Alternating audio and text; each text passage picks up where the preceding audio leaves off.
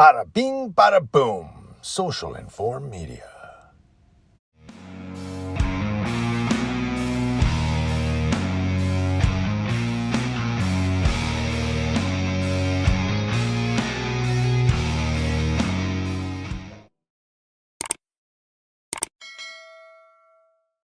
This story comes to us from KGW.com out of Portland, Oregon.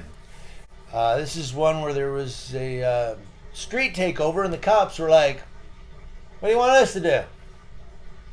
Yeah, the streets outside Portland, Oregon's Lloyd Center became host to a street takeover.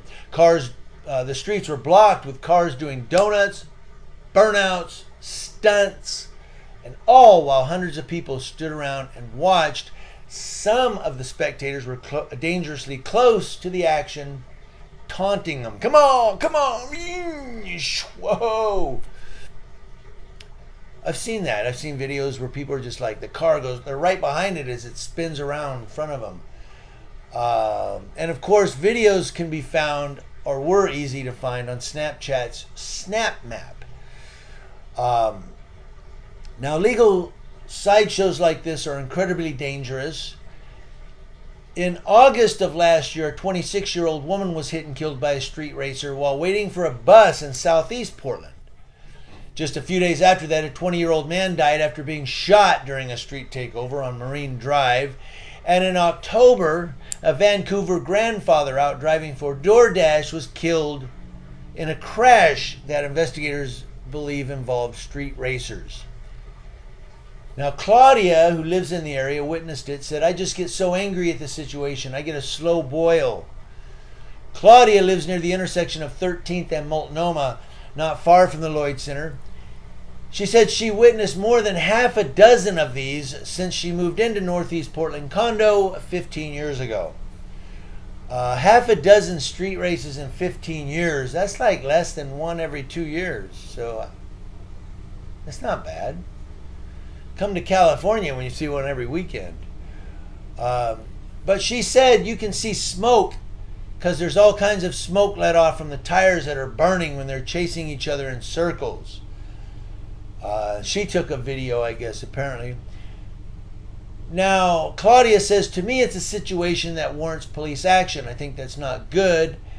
I think that the police should respond. It's a volatile situation. Well, where were the police in all of this? In a lengthy statement, Lieutenant Nathan Shepard with the Portland Police Bureau cited a number of reasons why the agency's lack of response to street takeovers like these happen, why they don't respond. He said because of the sheer number of people and vehicles involved, Shepard said, with attendees sometimes in the hundreds, a large and coordinated response from police is required to break them up. You get 30 cops that show up, you got 200 people watching a street takeover, 230, no, it's not going to happen. And of course they run. They had a street takeover in Fontana, California, and I got there just as I saw the cops going with their lights flashing. So I went up and parked and walked up there. People were running down the street, cars were driving off as fast as they could. They ended up pulling one car over. But they disperse like roaches when the light comes on. Now, Lieutenant Shepard said historically these groups are unfriendly towards law enforcement, which is exasperated by the fact that during these events they are actively breaking the law and they don't want to get caught. They'll do anything to get away. He said, I added that, but he says we've also found that it's not uncommon for individuals to also be armed with firearms. Shepard said that these are by definition crowd control events. He blamed recent legislation like 2021's Oregon House Bill 2928 for making police reticent to respond. But I bet you'll respond if there's a black guy walking down the street at 1 a.m. I bet you'll respond to that. HB 2928 restricted law enforcement from using chemical agents like tear gas except in events that legally constitute a riot and an officer reasonably believes It is necessary to terminate and prevent furtherance of the riotous behavior. It also barred police from intentionally targeting the heads of rioters with less lethal crowd control munitions in most circumstances, and a few other restrictions.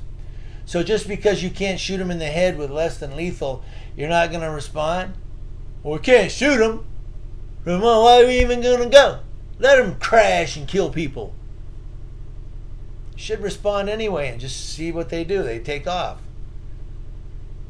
I ain't going out there. We can't use no tear gas. I don't know. I'm perplexed. He's giving reasons why they're not going to respond to a street takeover where people get killed.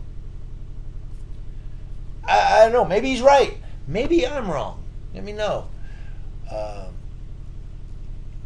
Shepard goes on. What really frustrates me is the impact these events have on the community.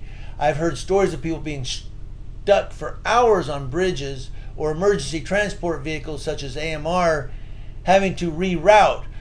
Whether you've got to get home to pick up your kids or have to get to work, the anger and frustration is going to be there. And if you're in a rush to get to the hospital, it can be way more than just an annoyance. He said on the night of the street takeover, PPB's Central Precinct, I guess that's Portland Police Bureau, had 14 officers on duty when a complement of 17 officers is supposed to be the agency's minimum for effectively answering 911 calls. He said the officers were already responding to a range of serious calls, with 10 more calls holding for a police response when the street racing calls came in.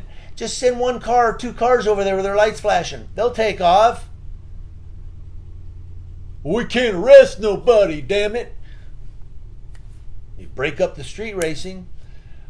And then he goes on. He talks more about it.